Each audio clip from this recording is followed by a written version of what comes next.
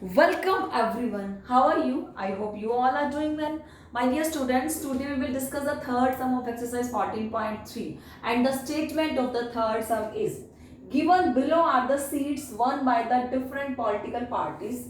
This is the data of the different political parties in the polling outcome of state assembly election. Okay? And the political parties A, B, C, D, E, F. There are 6 political parties and the seats, their seat winning. A party 75 seat winning, B 55, C 37, D 29, E 10 and F 37.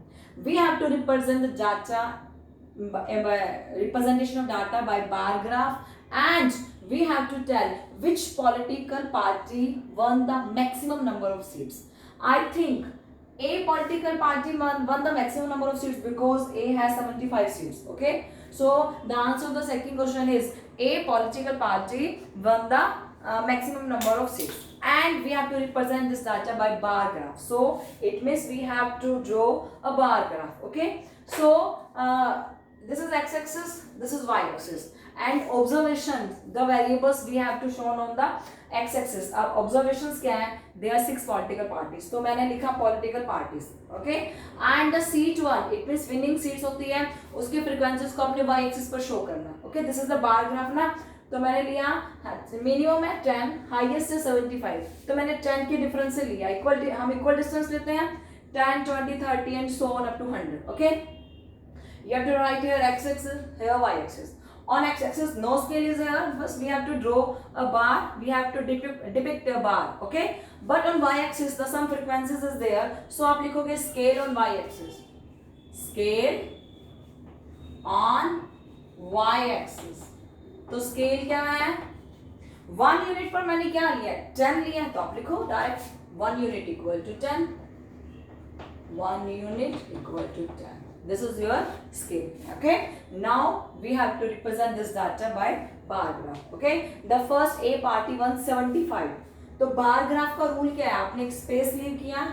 Okay, मैंने यहाँ पे जो equal spacing पर ये लिए हैं 1, 2, 3, 4, 5 and so on. ठीक है ना.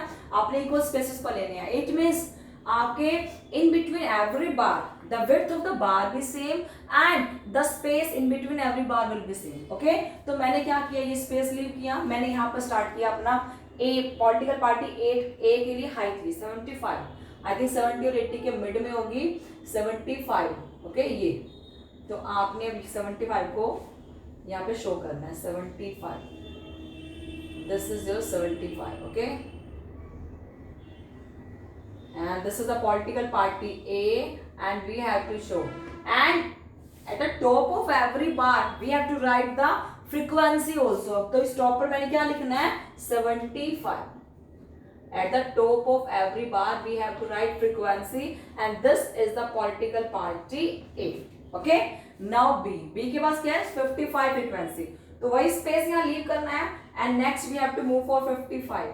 तो मैंने इसको 55 हाइट तक ले जाना है. Okay, 55, this is 50 and this data show 55. Okay, तो मैंने अब इसको एक बार बनाया 55 पर और इसे रिप्रेजेंट कर दिया. ठीक है, this is 55 and this is a political party B.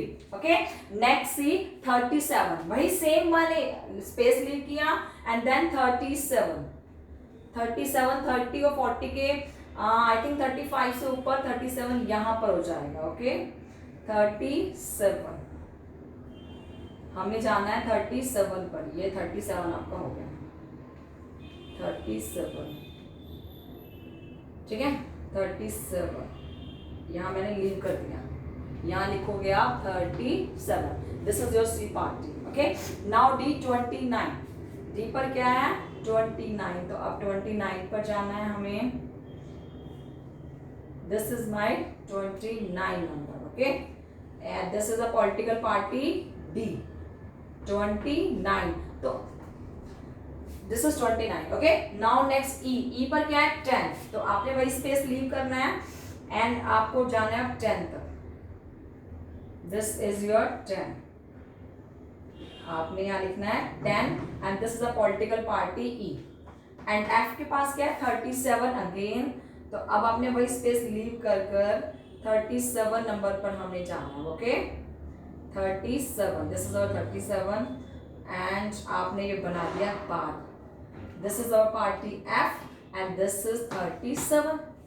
So this is the bar graph. Some steps you have to take care while drawing this bar graph. Okay.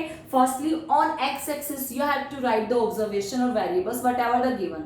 Okay. ये डाटा जिसके बारे में है वो आपको नीचे x-axis पर लिखना है. पॉलिटिकल पार्टीज हैं, कोई कोज है, कोई रीजन है, कुछ भी है वो आपको नीचे लिखना है. ठीक है. And the frequencies of the corresponding observation you have to show on the y-axis. अब जो ऑब्जर्वेशन है उसकी कॉरस्पॉन्डिंग फ्रीक्वेंसीज को आपने शो करना है वाई एक्सिस पर. Okay. And my dear students, for the clarity we take the equal spaces. Space doesn't matter in this bar graph, but for the clarity हम क्लैरिटी के लिए इक्वल स्पेसिंग लीव करते हैं in between every bar. And bar के बीच में जो space होता है वो भी इक्वालिटी का लेते हैं. ठीक है ना. सो मैंने बार के बीच में इक्वल स्पेस लिया है और इन बिटवीन एवरी बार मैंने इक्वल स्पेस लीव किया है for the clarity of the data. Okay. आपने ऑब्जर्वेशन लेने एक्स एक्सिस पर, फ्रीक्वेंसीज लेनी है वाई एक्सिस पर. इट मींस जो भी फ्रीक्वेंसी गिवन है वो आपकी बार की क्या बन जाएगी, हाइट बन जाएगी. Clear. This is your bar graph. Okay, so you have to do a question number 1, 2 and 3 of exercise 14.3. If there is any doubt, then you can write comment in the comment box. You can WhatsApp me, you can call me. That's it, my dear students.